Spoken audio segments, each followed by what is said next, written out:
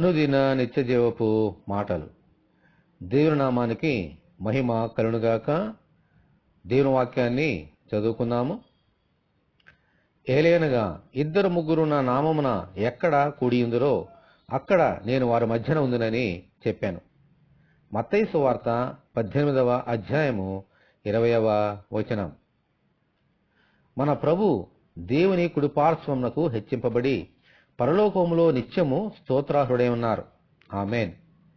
అయినను ఎక్కడ ఇద్దరు ముగ్గురు ఆయన నామములో కూడుకొని ఉంటారో అక్కడ ఆయన ఉంటానని చెప్పారు.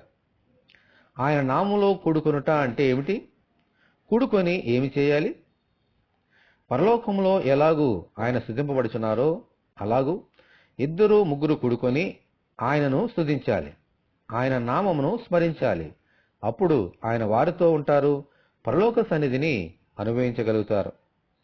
ఈ ప్రభువును మన హృదయంలో చేర్చుకొని ఆయనను స్తుతిస్తూ ఆయన సన్నిధిని అనుభవించినట్లు ప్రసాదించమని మనమందరము దేవుని ప్రార్థన చేసుకుందాము. ప్రభువా, మేము ఎక్కడ ఇద్దరు ముగ్గురు కూడుకొని ఉన్నా మీ సంగతులే, మీ గురించేవే మాట్లాడుకుంటూ మీ నామాన్ని స్మరించుకుంటూ ఈ లోకంలో జీవించే భాగ్యము మాకు అనుగ్రహించండి.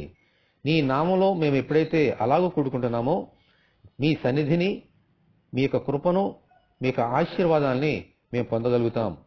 అటువంటి పరలోక సన్నిధిని మేము అనుభవించడానికి ఎల్లవేళలా నిన్ను స్తుతించినట్లుగా సహాయం తెచ్చమని, ప్రభువా, మీ మందిరంలో మేము అలాగూ అనుభవంలోకి వెళ్ళినట్లుగా కృప అనుగ్రహించమని, ఈ వాక్యం వింటున్న నీ బిడ్డలందరూ దీవించమని యేసు నామంలో ప్రార్థన చేస్తున్నాము తండ్రి. ఆమేన్. దేవుని కృప మనకందరికీ సమృద్ధిగా నుండునుగాక. ఆమేన్. పరిశుద్ధ దేవుని మందిరం.